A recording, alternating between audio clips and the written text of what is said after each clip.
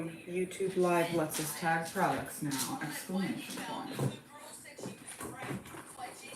Yes, do you want to meet at 10 or 10:30 or Travis meeting? Question mark.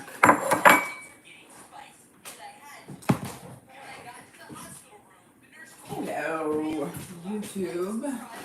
My new favorite children.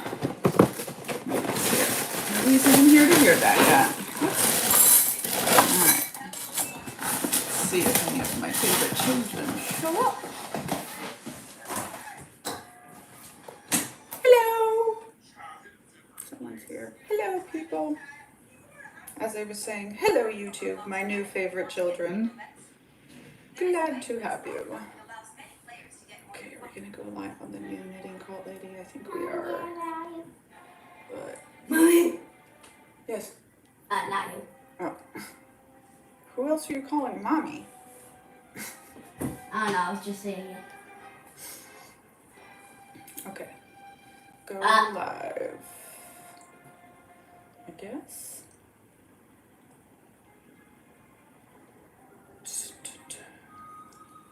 Signing 1,000 signatures.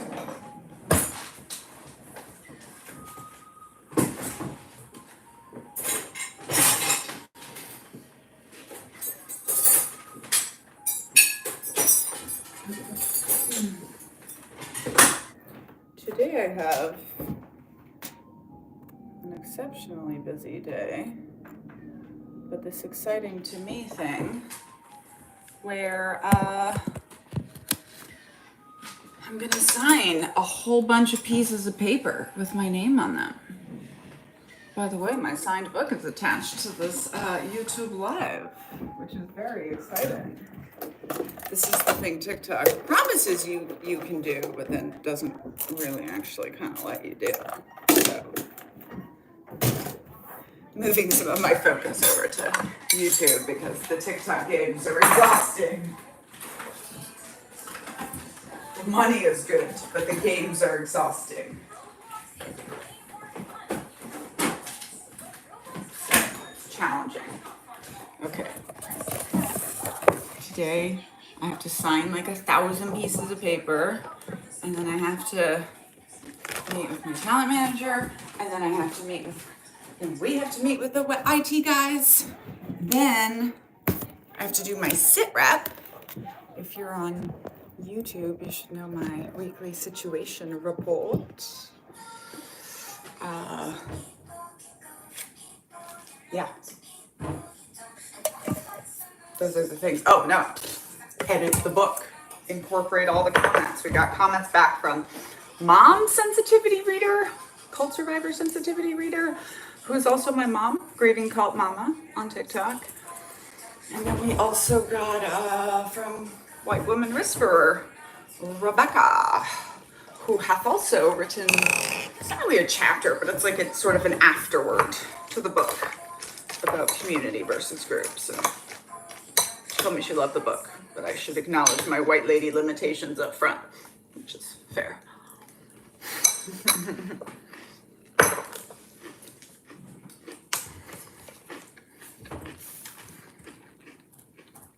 I'm still very upset about the comments on here. Like, I just don't understand. Why can't I see? No. Turn off. Off. Okay. I don't know. I'm just gonna have to keep tapping the comments the whole time. Oh, thanks for reading my book, James. What do you think of this Dionysus, god of wine color? That's what I'm calling it. I've been waiting to put these longer tassels on a necklace, and I'm just like, OMG. People call this a knitting cult all the time, and I'm like, it's not a group. I work very hard to not be in charge of any groups, actually. But it's actually something interesting to talk about, that like a lot of like recovering survivors of cults or coercive control like don't really understand just like non-deceptive sales and like mutual community support that isn't actually trying to manipulate you. hard time understanding what we're doing here, but it's okay. Because when you're not a cult, you absolutely never have to say that. Just like I don't have to tell you that I'm not a mermaid or a dragon or a psychological operation. Yeah, it's my favorite too. I mean, it doesn't go with the pants. We just have to kind of ignore the pants. I have to steam a few things, so get that started. So this one, I'm still not sure. These yellows are going to show out stronger, but I still just feel like the top of the collar doesn't match the bottom. We just kind of went chaotically colorful, so I don't know if anyone's going to like that one. This one's very good, but I think I have to put more rainbow at the bottom, maybe? I don't know. Someone's going to buy it for me before I do that, probably.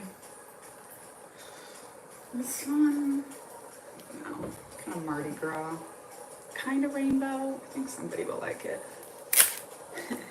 I don't know if anybody but me will like this one, but I like it very much. Ay, ay, ay.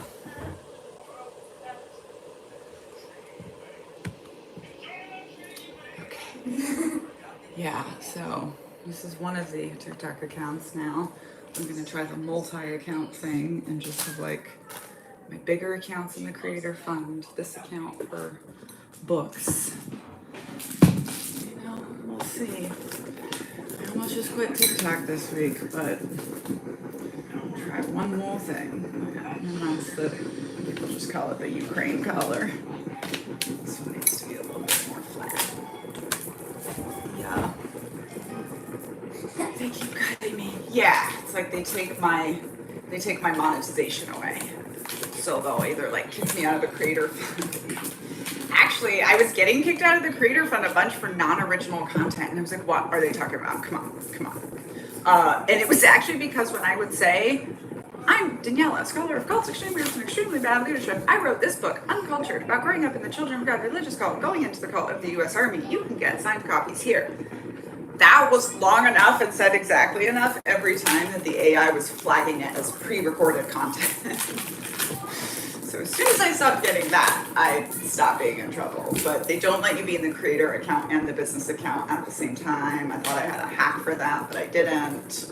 But once you know about creator money, it's hard to give up making hundreds of dollars a day, I think. So right now, I very much feel like TikTok is the abusive relationship that I need to fund my other art. But sales of yarn stuff is going great too, so you know. These days. But like now on the book account, I'm gonna go back to saying it exactly the same way every time because that's easier for me and it's kind of just a little jingle people get used to, and I have to say the exact words of how the book is listed, or they give me violations, but they give me violations anyway. It's been a different thing each time because I'm like, now I think the creator fund, for example, is love bombing. Like they don't intend for you to make hundreds to $1,000 a day, but they want you to think that you can. So they let you do it for like, last time it was like 8 days. And then they're like, no. You're a business account, get out. And so now I'm gonna go back in as a personal account, but I'm like, it's gonna be 5 days. Before it was different, but it would go up and down like that. And it would still only let you get like about 5 days of good money out of the month. But again, it's kind of worth it because is kind of like a money tap that's allowing me to literally put huge amounts of work into making Culting of America a good book. So let's sing this one a little bit more, but I don't want to take it off because it's pain. So let's move on to the signing. All right, this is very exciting. So I'm commissioning my own print of my own book, and it will be printed signed because I'm signing them all now and then giving these sheets to the printer, and they're going to print them into the book. And it's going to be beautiful and hand done and cheaper than for me than signed. strangely, because, you know, you do the bulk thing. There are going to be pre-orders for Quilting of America. Okay, this is very exciting. I'm going to tell you all about it while I am here. Thank you so much for the beautiful comment. It's very nice being suddenly considered attractive in my almost 40s. Again, I just said it, but the real me this time. It's very nice. Love you all. All right, so they have sent me 3,300 pieces of paper. There's like 300 for me to mess up or for them to mess up. And I have to sign all of them in 2 weeks, plus another 240 books, you know, in the meantime, because then Quilting of America phase. Okay, right now we've just shifted from the knitting quilt lady phase. Now we're in the try and come from my job phase. It comes with lots of corsets. On August 10th, we are going to be in the Quilting of America phase, and that's when pre-sales are going to come out. I'm going to do a big cover reveal. It's going to be very dramatic because it's me on the side of my knitting quilt lady RV, which we are going to drive from Washington D.C. up to Toronto, and then across to Vancouver, and then down to Seattle, and then down to California along the Pacific Coast Highway, with probably a little en route to Portland to go see Park Rose Permaculture in Portland. So look how cute it is, right? It's like the title page of my book. It has my "What Cults Are You In?" Knitting Quilt Lady. That's my own script. They just printed it. And now a sign. And I have to, you know, figure out how many I can do. She was like, send it in the same box, but okay.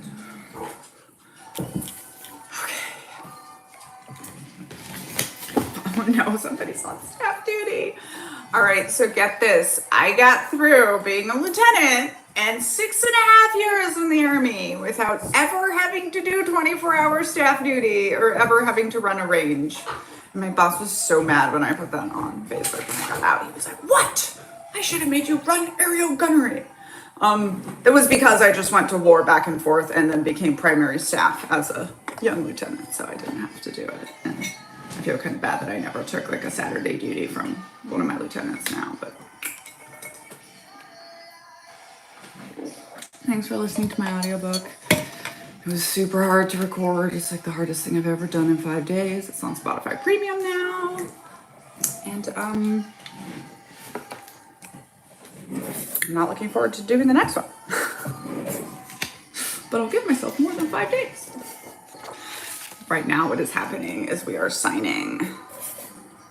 Ultimately it's going to be 3,300 pieces of paper. Oh, uh-oh. To make sure I get it inside that little line. Okay.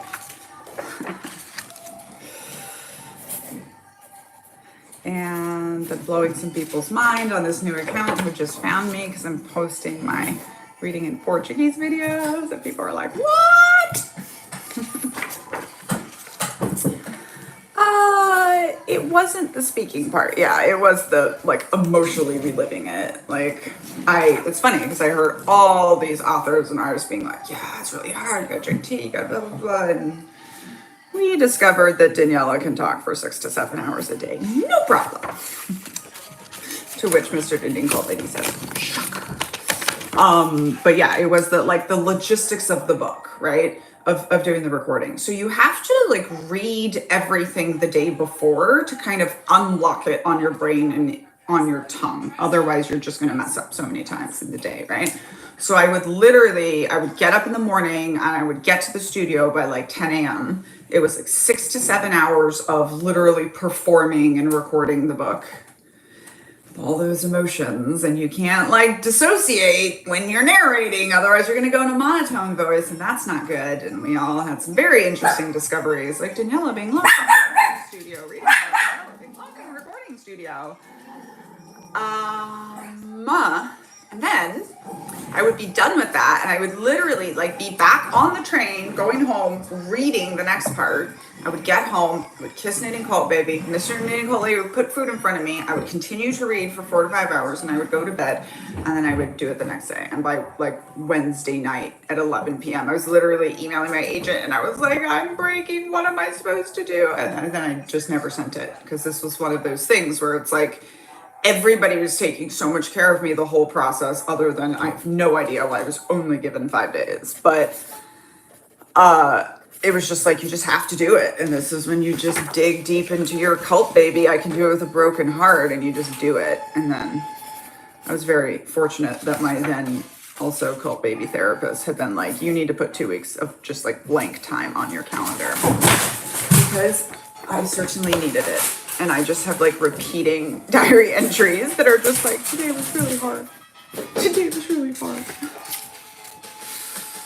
But you know what? Like, it was also a really good part of healing to, like, you know, first of all, I'd been an Audible like customer for 14 years when I got my own book in Audible, right? And also just like, I was not a bad voice actress because I've been acting since I was 1, you know, like, because of the skills the cult forced on me, like, I was able to read a audiobook about them for global distribution. And my audiobook is what got Uncultured listed twice in the New York Times. Once because it was solicited by the publisher, but obviously still had to be good.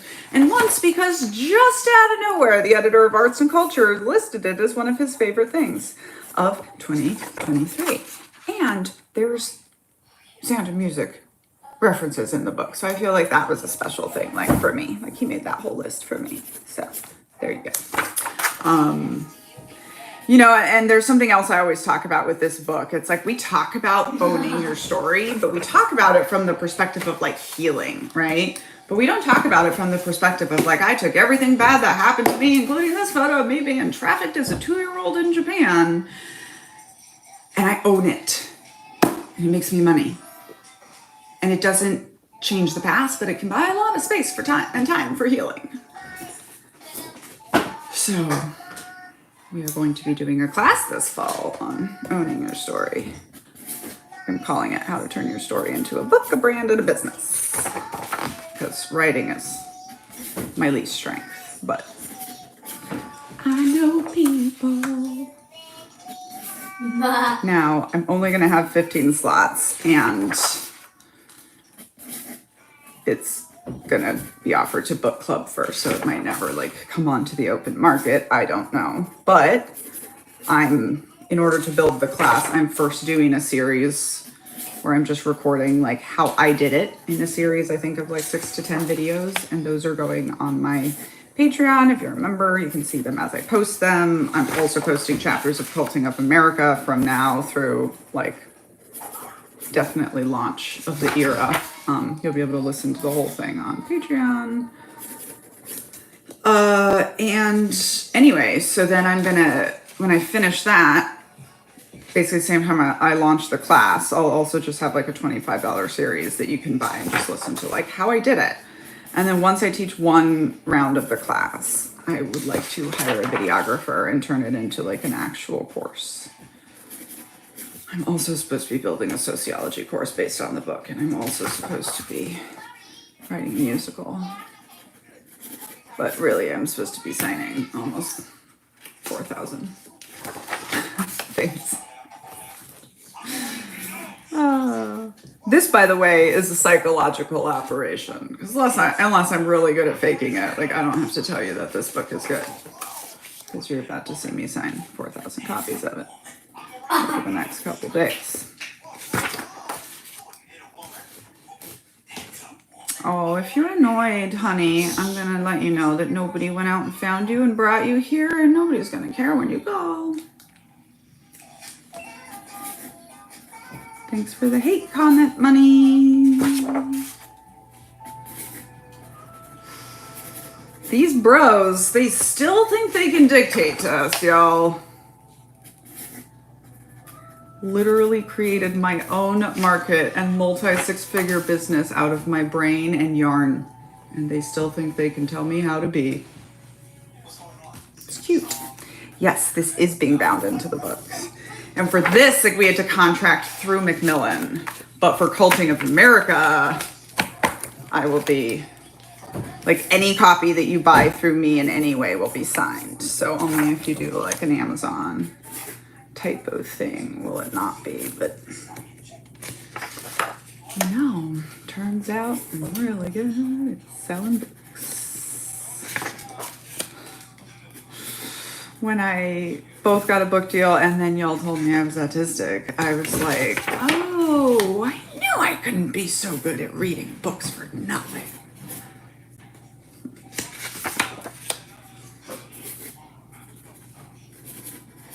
It's a paraphrase from the Jane Austen Pride and Prejudice, when Mrs. Bennet tells Jane, I knew you couldn't be so beautiful for nothing.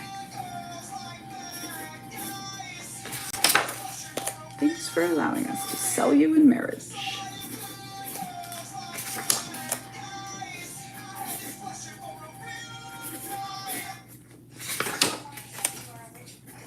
Probably supposed to be tracking how many of these I'm doing in a minute.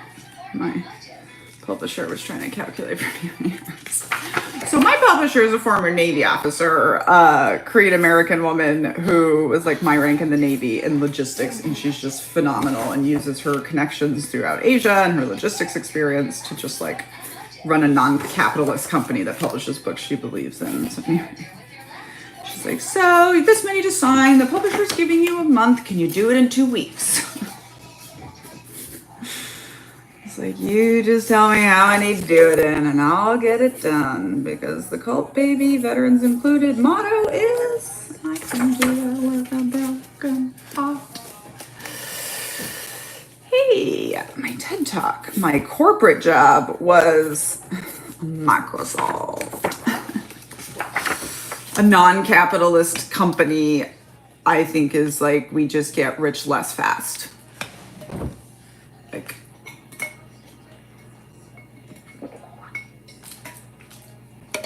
I don't accept free labor, and when good things happen to me, I pay my team in money thank yous. That's how it works. Just like, she uses the profits of her company to pay for healthcare, even though she's too small to require it, and to give people big bonuses, and just get rich less fast. That's my goal.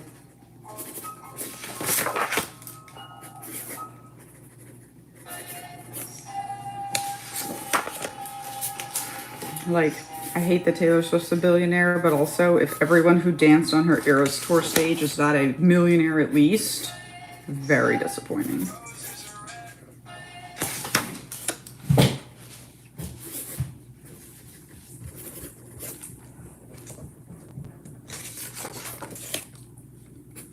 No, I don't consider myself rich yet. I live on a fixed government income, and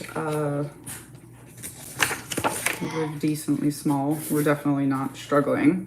And I run a fairly successful business that I am still plugging all of my profits into the products and things I'm creating right now and the people that I'm paying. So,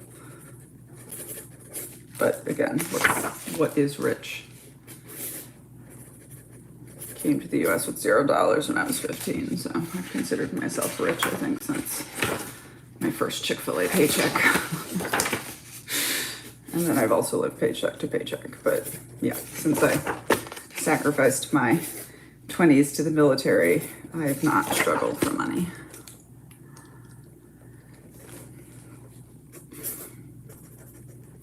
And people are like, well, our military can't be a cult because it pays benefits. I mean, first of all, many cults are being sued, and that's what is benefits from the military. It's just we've been pre-sued for us. Every parts of our body have been given a dollar amount. And if they wreck enough of it, they give you enough money to live on. I think when you're happy, I consider that. See, and so for me, my goal was not to be rich. My goal was to divorce my time from my money. And I set out on a very specific 5-year program to do that, which kind of, for me, came together when I got the book deal, because I got a significant advance that also gave me like more of a runway. And when you can divorce your time from your money, for example, when you create a product that can sell while you're sleeping, then you can scale forever. I grew up are you ready? Born in the Philippines, 3.5 years in Japan, then Peru for a year, then Brazil for almost a decade, then San Diego, very briefly, craziest culture shock ever coming to my country. Then 2 years in Mexico as a very impressionable teenager while being trafficked through Mexico and lower Texas. I was once a carnival clown. And then I went to high school in Houston, college in Dallas, military training in Fort Jackson, South Carolina, Fort Benning, Georgia, Arizona for spy school, Fort Campbell, Kentucky for 5 years, 18 months in the Middle East. And I was adopted by a Punjabi Indian family in college. Sorry, a Canadian Punjabi family in college. That's what I meant to say. I'll experience culture shock when I'm saying. Yeah. Crossing the border to Tijuana felt like coming home, basically, because America was so strange.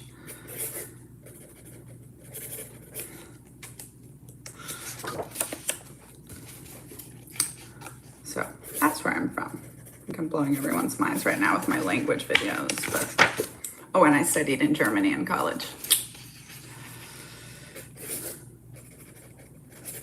Literally grew up in post-dictatorship era Brazil, studied empire in Germany. My life's great. I mean, my life was pretty sucky, which is what this book is about, but thanks for listening to the audiobook. I'm even gonna do signed audios with Cultured of America. We're gonna print probably 1,000 like art prints of the cover, and on the back we'll have a QR code and a place for me to sign, or maybe even on the front. And then of course, like at purchase, that, by the way, making it a physical product also allows us to attach it to like TikTok and stuff. And then of course, if you give us your email when you buy it, we'll like send you the download right away. Yeah. I'm being summoned. Yes, you are.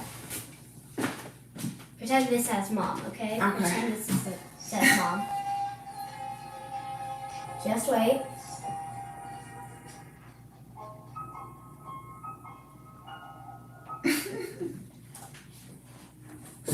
I don't even understand, but it's funny. I did not make the great cluster earrings. I got these in Spokane, Washington, I think. Maybe Leavenworth, Washington. Which, we're probably not gonna have the time to do that this time around, which is sad because we love us some Leavenworth, Washington. Not to be confused with Leavenworth, the military prison in Kansas. Which was all I'd ever heard of. And then we moved to Seattle and people were like, yeah, moving to Leavenworth. And I was like, why are people saying this? Like, it's such a fun thing to do.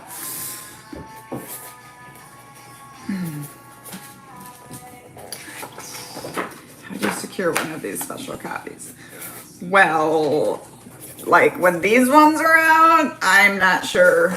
I mean, you can buy a signed copy from me if you go to only my other account that has the captain photo in it, because I'm hoping tomorrow I can monetize this account, and then within like 24 hours I'll have the shop attached. Also, I'm going to be in New York City next Wednesday, having a little knitting cult pop-up happy hour with youngest knitting cult sibling, who's 22 years younger than me, same mom.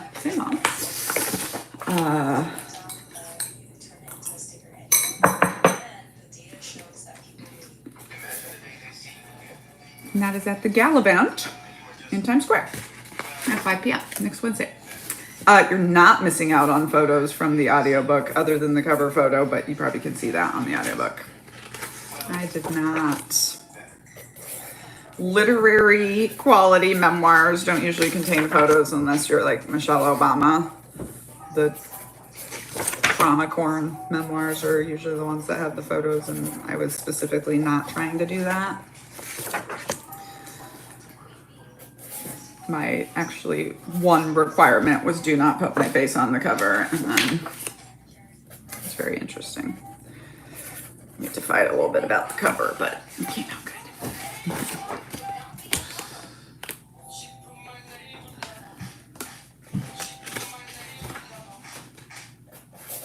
But yeah, I put together a PowerPoint of photos of me, like in the many lives I have led for the writers and the editor, and that's what happened. They were like, "Can we use that baby soldier photo for the cover?" And I was like, "No." Anyway, it worked out.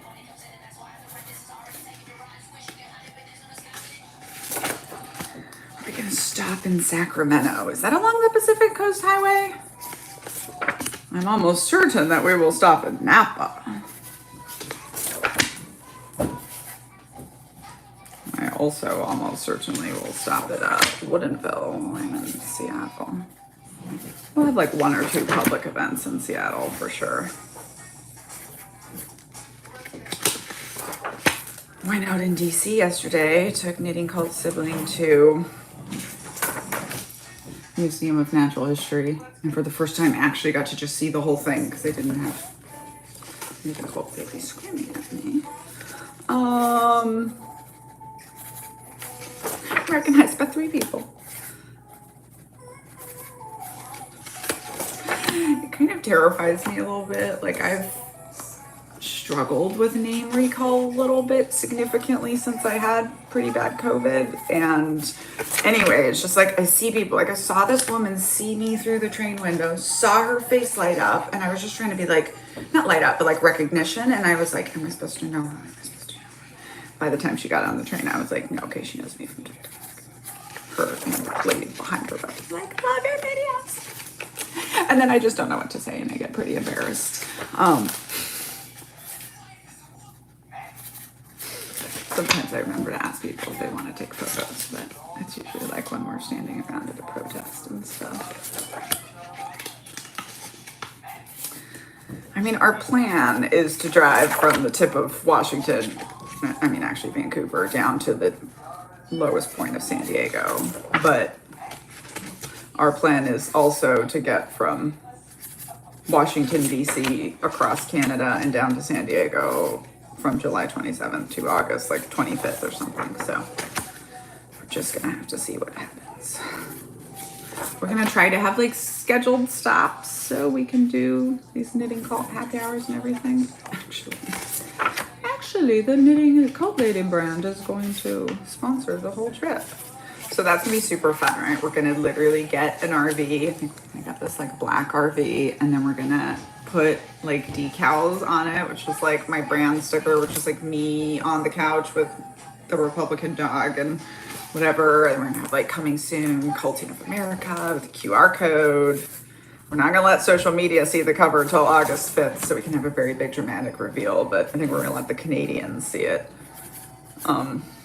That'll probably lead to some fun conversations. Part of why we're driving through Canada is because we don't want to drive through a bunch of red states with a band that says the Culting of America. Although Mr. Knitting Cult Lady is gonna have to drive it home through a bunch of red states with the... Anyway, nobody's gonna pick a fight with him.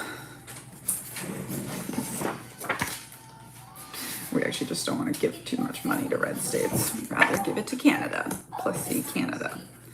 Plus, I have a very good friend in Toronto that I hope we will be able to see.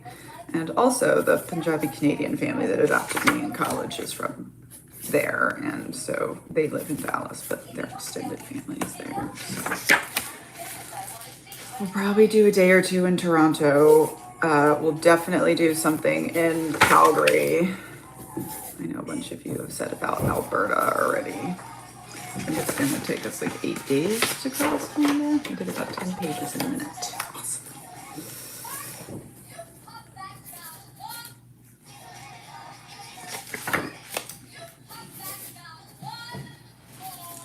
Also, while you're writing your books, your life stories, start thinking about your signature that is going to be different than your legal signature, because that's important. Canadian stops on the tour. We will definitely be in Vancouver. Washington's not boring. I lived in Seattle, Covington, Washington for 5 years. And I would say I mostly had a lovely time, but I mean, my special operations helicopter pilot husband was deployed 6 to 9 months out of the year, and I was an expert on how he could die. So it wasn't the best, but I liked Seattle, and 3 months a year, it's the prettiest place in the continental United States. So, but anyways, we have very good friends there, and they throw a super fun summer party every year. We lived with them during COVID, gave them COVID at Thanksgiving. They still like us, good friends. Why you need to be different? Well, you don't want like 1,000 or 1,000,000 people having copies of your legal signature because then that makes it much easier to forge things. That's why. I mean, obviously you give your legal signature out on a lot of things, but yeah, it's just one of those author tips people give you. Plus your legal signature is probably not pretty. Or maybe fast, although mine always was. Like when I was Daniela Mesnick, it was just D-M-Y-K, bleh.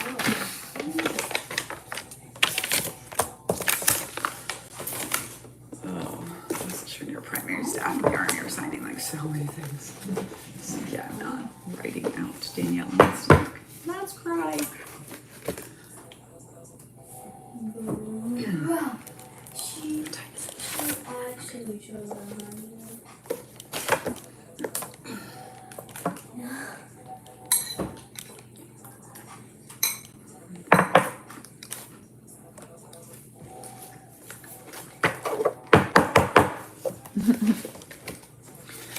Your ETS is done, never want it. Yeah, it's a good, like, fully part of my decision to not get a PhD in organizational psychology was the best schools are either in Michigan and Minnesota, which I cannot with the cold, or Houston, and I cannot with Texas.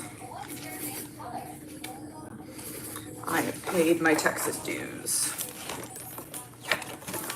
With 3 months in Seattle is awesome. July, August, and September.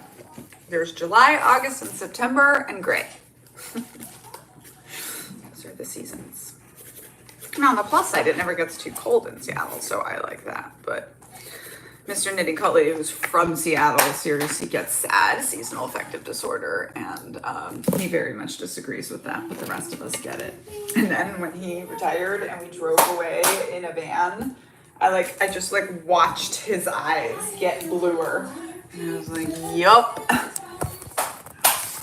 Like literally most people who live in Seattle have to take vitamin D because there's just not enough sun and it gets dark at 4 p.m. the rest of the year. So it's kind of a bummer in some ways.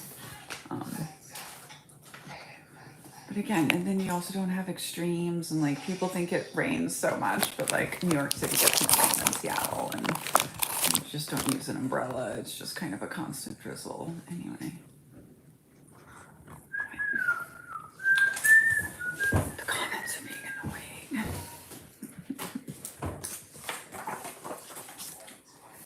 And it also, the temperature sensory issues was the last thing I realized. I was like, oh yeah.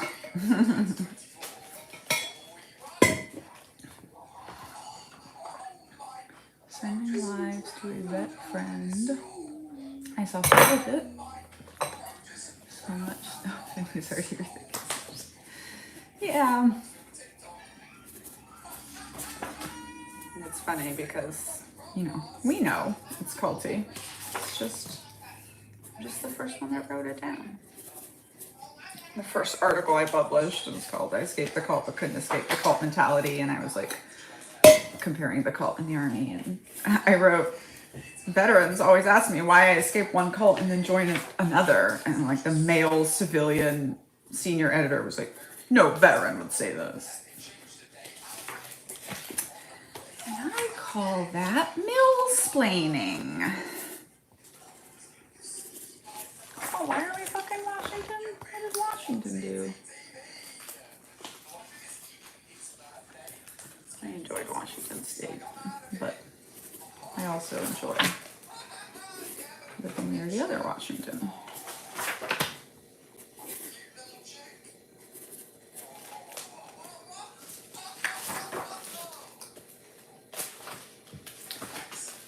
What's the most standardized explanation of what is a cult? I mean, there's literally no standardized explanation. Everyone I know of that has studied it has just made their own definition. And I don't think that there will ever just be like an agreed upon definition.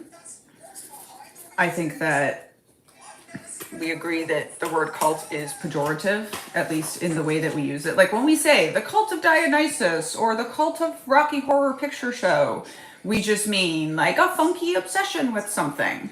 That's fine. But when we are talking about someone's in a cult, what I have said in my next book is like, as a cult baby, like I hate cult definitions. I hate yours, I hate mine, I hate all the ones that exist because there's more to it than that. But what I know is that we use words for meaning. And I think when we say someone's in a cult, we are trying to say that person has come under coercive control. And that's also part of how I answer. So like the opposite of cult is not good cult. It's group that doesn't coerce you. And the opposite of cult leader is not good cult leader. It's leader that doesn't manipulate you.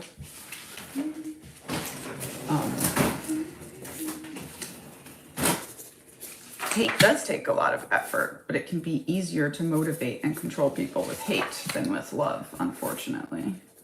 And that is part of what we're saying now.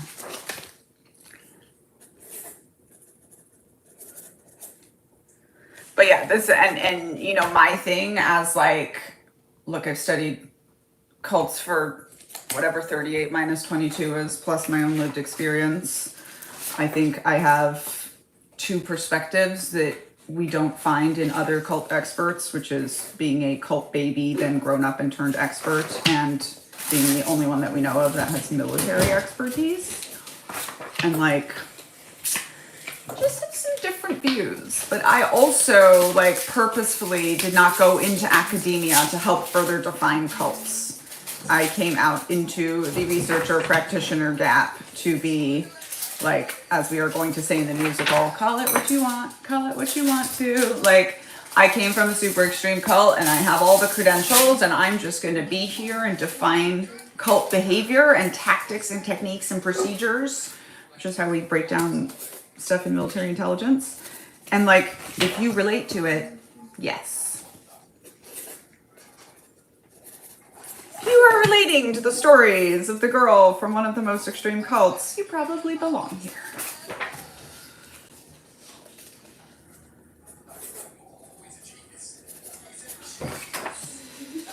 Where does the balance between manipulation and influence lie? That's the question that everyone in organizational psychology asks, right? And this is also what I think is funny if you followed the whole knitting cult ladies a psychological operation thing. A person can't be an operation, but they can do them. But like, yeah, I am doing influence operations on y'all every single day. The knitting psychological operation is like fourfold at this point. But like, it's not coercive and manipulative and deceptive, right? Like the knitting helps you stay here longer, but I'm saying worthwhile things. The knitting calms me down, but I'm saying worthwhile things. But all of it helps me sell you a book that I believe is a very good book that I created when I was on this journey, and I think will help you on yours. And for the exchange of $35, you can have a signed one, right? So a tool is a tool, right? So this is also my answer. People are like, how do you build a good organization that's not a cult? I'm like, you don't coerce and manipulate people and exploit their labor.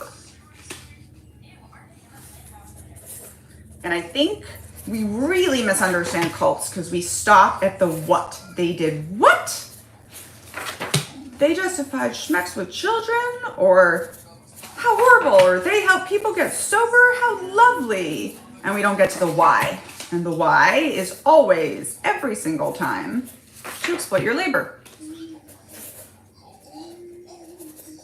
It took me a year to find out how AA was doing it, but they are quite guilty of labor trafficking, just like every other cult, which also makes all cults criminal organizations, organized crime.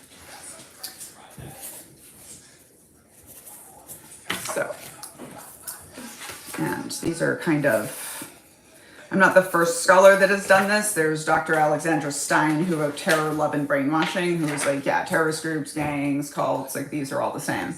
And I'm throwing military onto that as well. Quite frankly, however you define cult, you will immediately be asked two questions. What about the military and what about Alcoholics Anonymous? And the answer is, they're both cults. And I'm just the first one that is like, and I'm not going to tickle your balls to make you feel better when I say that. They're just both bad and harmful.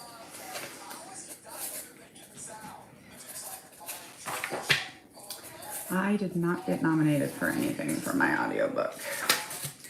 There's a bit of blacklisting in certain circles of Uncultured because I did not write it by myself, which is fine. Sits next to Michelle Obama's and that Goodreads recommendation just the same.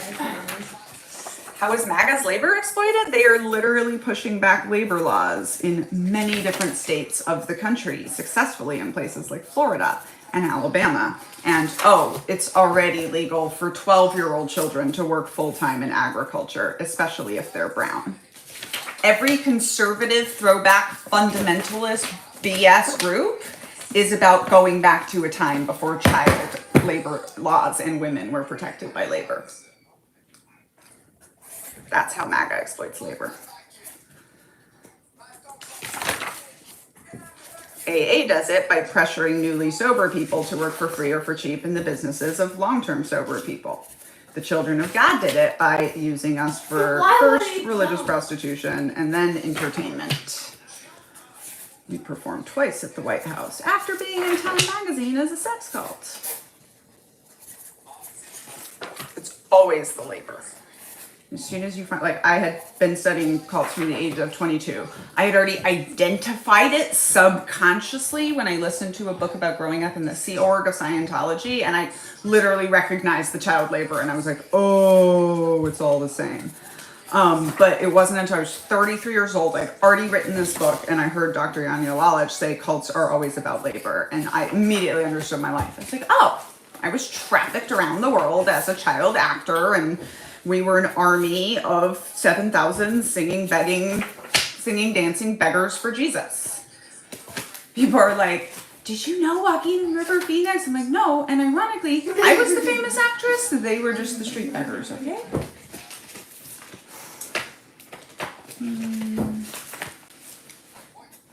I'm not upset by you calling me Karen. I aim to be the Karen of anti-racism. Calling the manager on all your white privilege.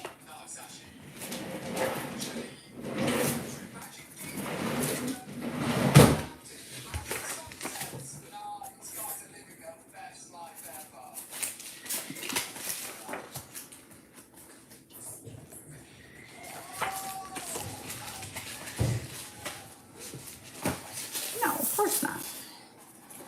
So, did the audiences that we performed for know what was going on? No. This is also a big part of why we were international, and like Brazilians love singing, dancing, blonde American children. And also in Brazilian culture, it is not uncommon for people to come into restaurants begging and selling small things. It's like very strange to Americans when they go down there. But also, like, if you all have never seen the End Time Rap video, go find me on Instagram, because that's where it's pinned. But it's like me and 6 white children rapping apocalypse Bible verses in downtown Rio. Yes, it's going to be in the musical. Like, I'm taking it back, all that stuff, right? But, like, when I posted that one time, somebody was like, oh my gosh, I watched this growing up. And I always wondered, like, how they got you all to do that. And I was like, what do you mean? They beat us and raped us and starved us and sometimes let us act, and it was fun.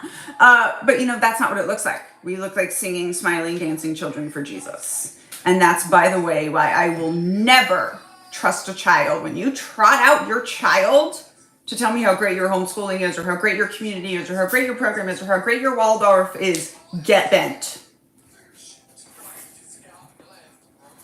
There's a chapter in my book called According to the Will of God about them programming the children to lie to get back to their abusive people. And it's so crazy that it's published in Rolling Stone magazine. And also, most cults have some form of justified lying. In single family cults, they often call it circle of trust, or just, we don't talk about things inside the house to people outside the house. She's fine then. Yeah. Get your homeschooled children out of my face. Meanwhile, nobody out here will listen to homeschooled adults as soon as they say anything negative or critical.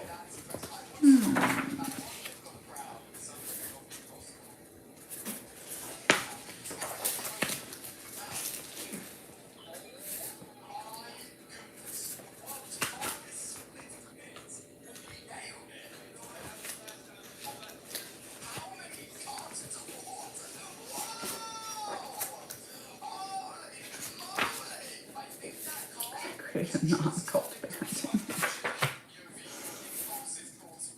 At some point, I will publish my children's book, Mommy, I Lost My Smile, which is for children dealing with grief and trauma, and also for what I call first-generation parents who don't have models we want to emulate, and so are trying to figure it all out on our own without passing down or with only passing down the least possible amount of generational trauma, but I am currently stumbling through it myself, and I would not. I don't know. I was like, I would not dare to write a parenting manual.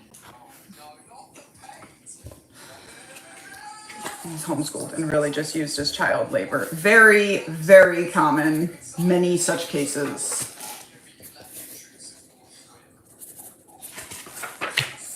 Also, Mormons, extremely guilty of trafficking labor, especially of children. In fact, Chapter 8 of Culting of America, which is about the exploitation of labor, the whole thing is literally blah, blah, blah. Using labor, using labor, especially of children, blah, blah, blah. Using labor, especially of children. U.S. Army, using labor, especially of children, blah, blah, blah. Especially of children, every single time. Yeah, children don't know how to fight for themselves. Not being allowed to go to school because you had to raise your sister. Also, unfortunately, very common in any such cases.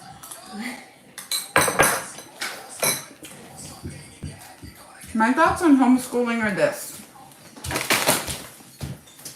For whatever reason you choose to do it, and whatever quality of education you get your children, if they are not having the same experience as 90% of the culture that they are going to be living in, which in America is still going to public school, they are going to feel othered. And you are probably going to marginalize that for the rest of their lives and not let them discuss it, unfortunately. Not to mention, a very important part of feeling safe in your home is being able to, bitch about school and the outside world to the safe people in your life. And, who does your kid get to talk about their school day to if you're their teacher? And if you're going to give me the answer of anyone who doesn't live in their home. And it's that's the thing. People and secular homeschoolers can be some of the worst because they're oh, we're not religious homeschoolers. No, you are. None of you listen to homeschooled adults. And what I say to everyone is yeah, I'm sure you'll do it right. That's why it's so easy to find happily homeschooled adults. Every time people see a new skill that I have, they're oh my God, what can't you do? I'm science and math. Science and math. Thanks, homeschool. I could have been a geologist.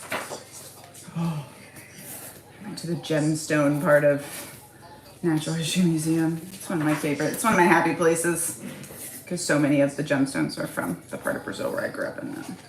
One of the few things we got to do as kids, and it wasn't a museum. It was literally Amsterdam Sour. It was literally if De Beers had a diamond display, and it was just you would just walk through and see these whatever, and they would be yeah, sure, roll out your missionary kids, come through here for free, and get these little books of gems at the end. And I had a whole rock collection, and my dad did not let me bring it in a suitcase to America.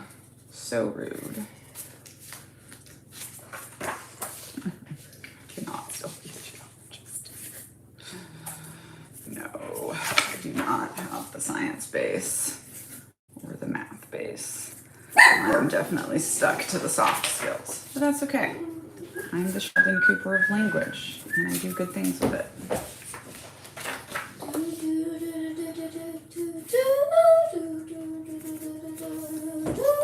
Yeah, but also, like, countries that make homeschooling illegal, like, that is the best protection for the rights of children. And I've lived in places like Germany where they do that. Places like Sweden, they make private school illegal so that everyone of every class has to be invested in public school. Easy fix. There's many things we could do, but instead it's a cult, so they're just destroying education. They've been doing it for a long time. I mean, we live in the anti-expertise era. That's why Donald Trump is the president. It is a great solution. Yeah, but Americans are... Actually, homeschooling was in Brazil too. It just wasn't very enforced.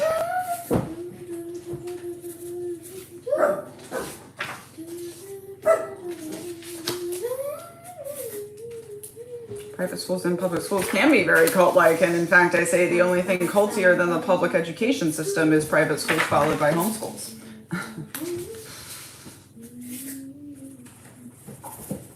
But like, and I think that for everything, like it's not just class, but like people will be like, well, I'm pulling my kid out because of gun violence. And like, well, maybe you could keep your kid there and be happy that my kid is there because my kid is going to go take your kid and say, let's hide here. My parents are coming for us. I would do that. And even if we don't make it in time, they'll know we're coming for them. I'm stealing your charger. And we are two veterans with 27 years of military experience who have a good battle Michigan and Colby. You can just pick me up and go inside. Don't you want your kids in school next to mine?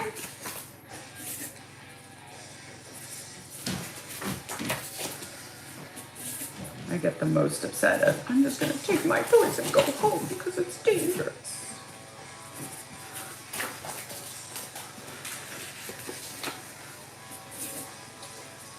And then I made a video about this once and people were like, so you're saying you wouldn't help if your kid wasn't in that school? How the F do you think I would know?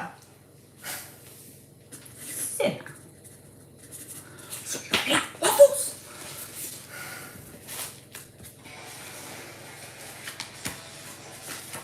Yeah, but unless you don't take your kid to the mall or to restaurants or to movies or to anywhere else where shooting happens, I also look at they're not in school because of shooting with absolute disdain. Fight for your kid's society to be better.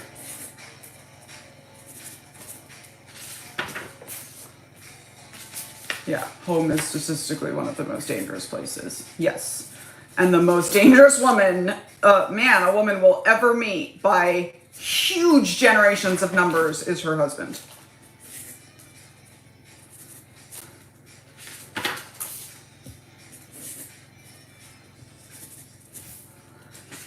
You know, make it better anytime we want.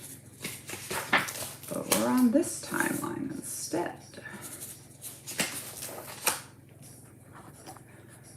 And you know what?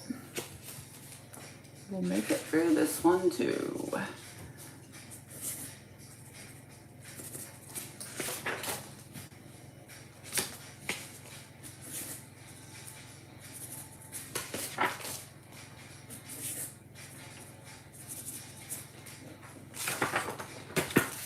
My favorite is people being like, there's gonna be a revolution. And I'm like, okay, we need to start getting ready to do X, Y, Z. Well, I can't fight. That's dangerous. Ma'am, you said revolution. Are you here thinking everybody survives revolution?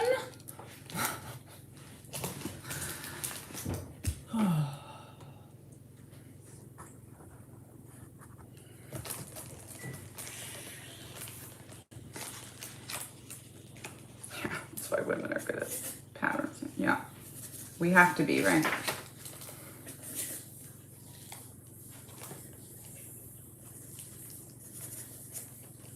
Yeah, your kid is safer in a mall. It's just like, it's the same as aviation safety, right? Just got more dangerous, probably 10% more dangerous. You're still, you're still much more likely to unalive on your way to the plane than in the air. But you can be thinking about the in the air one much more. You know, death by 1,000 cuts. Oh man, someone did a whole thing of Taylor Swift No Kings protest signs with Taylor Swift lyrics, and I'm kind of sad I didn't think of that.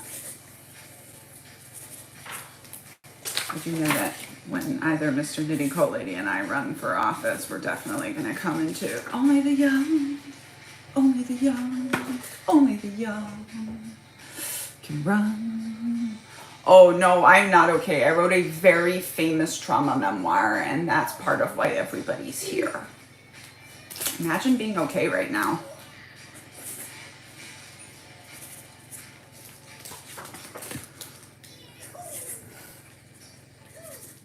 They think they're going to find one. They really think they're going to find one that's going to make me sit down and cry. And instead, they leave clutching their man pearls every time. Because it's almost like I've been dealing with cult members wanting me to be unalive for 20 years. And you think your little words can hurt me. Knitting Cult Lady's a psyop because she's so calm. Knitting Cult Lady survived being tortured in South America when she was 5. Stop. Be so for real. Was the military parade eras themed? What? Have I missed it? Oh, that needs to go into my commentary. Do you just mean like actual eras? Oh, olha isso. Obrigada, Carolina. Que pena que está no hospital, mas espero que está fazendo bem, ou melhor. Oh, I mean I screamed a minute ago. Whoops, sorry. So maybe you saw this girl like kind of genuinely was like, hey, I want to know what your credentials are. And I was like, this is called competency checking, and I'm going to drop all my credentials right now. And I did, and like 500,000 people have seen it. And people are like, she was defending, and other people are defending, and everyone's like trying to tell me I was whatever. And I was like, you know what? This is part of the lesson, is you can ask a woman her credentials as nicely as you want, and she gets to answer that back in any way that she wants to. And you got me on a day when I was tired of competency checking, which is most days. So I answered you. I gave you all my credentials. She was like, I was just interested. I made you an interesting video outlining my credentials. But also, you're not going to forget about competency checking, and you're going to start noticing it being done to you and to women around you, which is why you're doing it to me. But also, like, I think, like, TikTok is great for this. Like, normalizing, like, yeah, you can ask any question you want, and then that content creator gets to answer it any way they want. And as they're doing this for a living, they've probably seen your question before. And there's probably a reason they're answering it in that way. Like men that think they can mansplain their way out of a mansplaining charge. It is absolutely the cutest. Because, of course, that was part of the question. Nobody asks my husband for his credentials. Not once.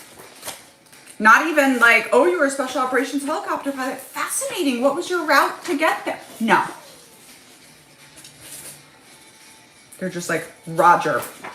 Actually, one of my favorite ways to just show people their own internalized sexism and misogyny is they'll be like, you know, find out my husband is the veteran that MAGA wet dreams about, and they're like figuratively filleting Mr. Knitting Cult Lady, and he'll kind of pause them and be like, hey, she's a veteran too. And they will go, oh my God, really? That's so cool. Did you like outrank him or something? And nowhere, not one corner of their mind is expecting the answer to in any way possibly be yes. The same way when I asked him, a divorced warrant officer, if he had children, in no way was I expecting the answer to be no. And then they'll go, wait, what? Huh? Like, did he have to call you ma'am? And then I just look at them and very carefully go, you know, sometimes he still does.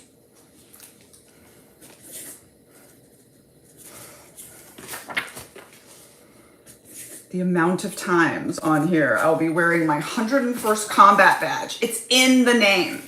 And be asked why I'm wearing that.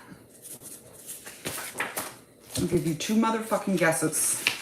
And it's the same for both.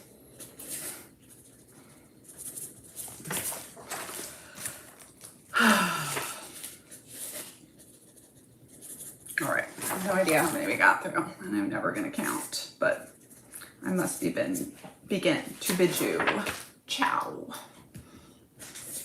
That is T-C-H-A-U, ciao in Brazilian Portuguese, not ciao, C-A-C-I-A-O in Italian. Just to be clear.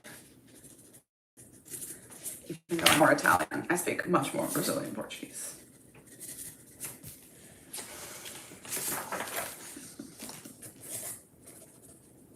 Yeah, the clapbacks are fun. Just like, people are like, oh, I just wanted to know, like, you could have done your homework. I promise you, every female creator out there has pinned her credentials, has dropped them, and does them regularly. Or you could just show up and listen like you would with my husband.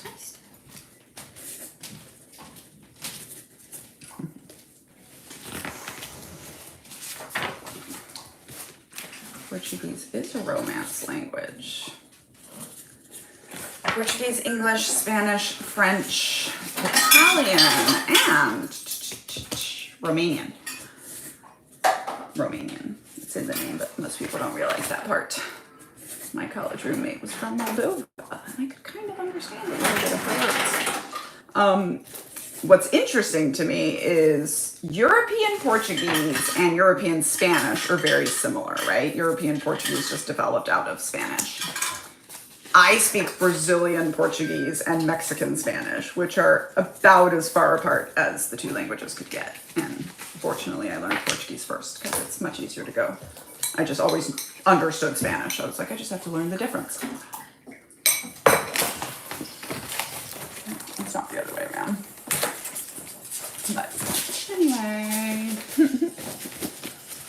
thanks. I'm glad you think I'm a good in this uniform. Just another thing silly men and misogynists think they can call me out for. And you know what? Turns out my brain works the same in a bustier or a blazer.